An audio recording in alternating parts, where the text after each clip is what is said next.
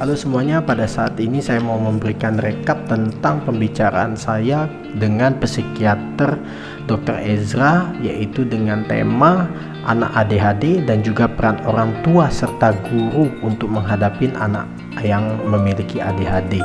Nah, pertama adalah bagaimana cara kita mendeteksi ADHD. Nah, ADHD itu sendiri adalah di mana seseorang itu tidak bisa fokus dalam satu hal dalam waktu yang lama, jadi sangat gampang sekali dia ke distract ya sama yang lain. Jadi mungkin cuma beberapa menit terus kemudian dia langsung lakuin hal yang lain, jadi boleh dikatakan ya tidak bisa fokus atau tidak bisa diem dalam satu hal gitu ya.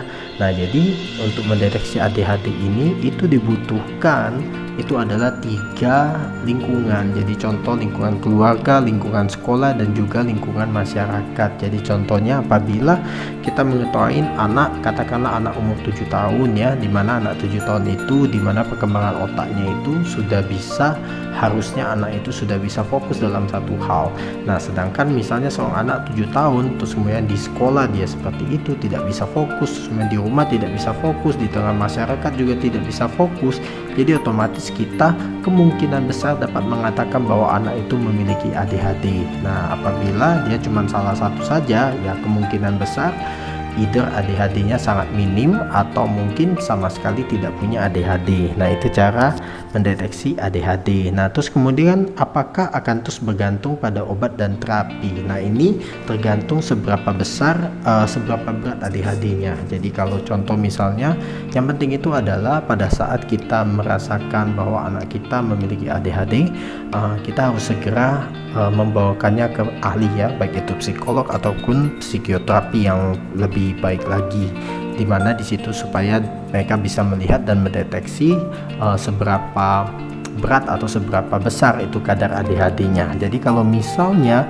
dia adalah termasuk yang ADHD tingkat ringan, otomatis ya kemungkinan besar tidak butuh obat atau mungkin cuma treatment beberapa kali mungkin ya. Terus kemudian juga dia tinggal menunggu dokternya aja bilang apakah anak ini bisa dimasukin ke sekolah biasa atau harus dimasukin sekolah khusus gitu. Nah, kalau misalnya otomatis psikiaternya bilang wah ini adalah ADHD tingkat berat, ya sudah otomatis pasti dikasih obat, dikasih treatment, dan juga dikasih lebih baik di sekolah khusus gitu. Nah, satu hal yang sangat penting buat untuk kita ketahuin apabila kita memiliki anak ADHD, itu paling penting itu adalah jangan disembunyikan ya. Jadi nggak usah sampai kita ignorance, itu sangat bahaya sekali. Mengapa? Karena jangan takut minum obat pada saat ini, bukan berarti itu adalah obat jiwa ataupun makan obat itu artinya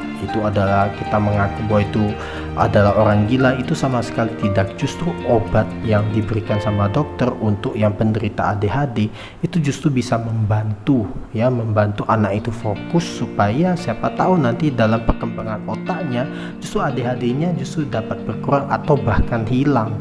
Nah, jadi tidak menutup kemungkinan, yang artinya ADHD apakah bisa sembuh? Itu mungkin saja bisa sembuh. Yang penting adalah cara treatment kita kepada anak itu sedini mungkin.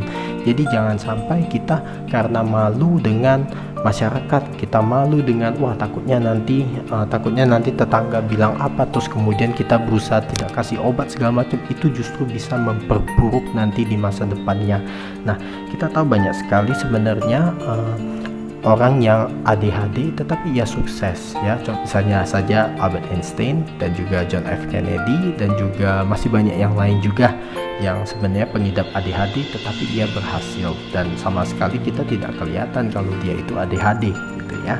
Nah, ini penting buat teman-teman, buat orang tua untuk langsung mengaku dan juga langsung memberikan treatment, karena treatment itulah yang menentukan masa depan anak tersebut apakah makin berat ataupun bahkan bisa sembuh. Jadi yes, kemungkinan besar setumbuhnya dengan perkembangan otak ADHD bisa saja disembuhkan atau kita dilepas dari ketergantungan obat. Nah, terus kemudian buat guru-guru ini, kalau misalnya kita tahu bahwa ada beberapa anak mungkin di sekolah itu sangat dan memiliki ADHD dan mungkin sangat pusing gitu ya. Contoh misalnya anak itu sebentar-sebentar teriak, sebentar-sebentar jalan-jalan, sebentar-sebentar ya ngapain kayak gitu, lempar-lempar kayak gitu, dikasih tahu mau dimarahin sekali, terus kemudian 5 menit 10 menit lagi ya berulang lagi, jadi seakan-akan tidak berpengaruh. Nah, untuk hal yang seperti ini Dr. Ezra mengatakan, menyarankan bahwa untuk berbicara kepada anak ADHD itu pertama itu harus dengan kondusif ya, ruangan yang kondusif.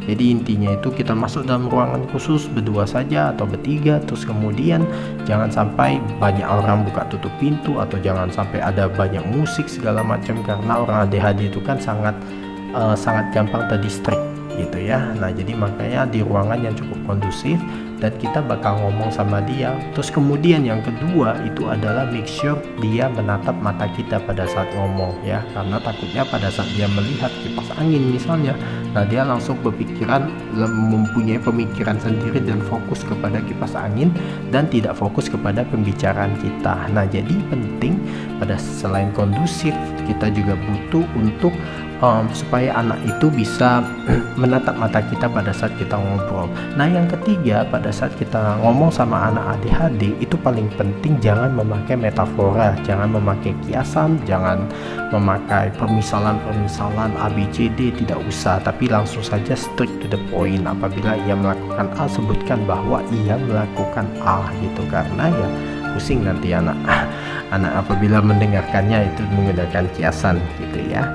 Nah, sebagai kesimpulan dan penutup, apabila anak kita memiliki ADHD, itu langkah baiknya supaya kita konsultasi, baik itu dengan guru BK, apabila baik itu dengan psikolog ataupun dengan psikiater.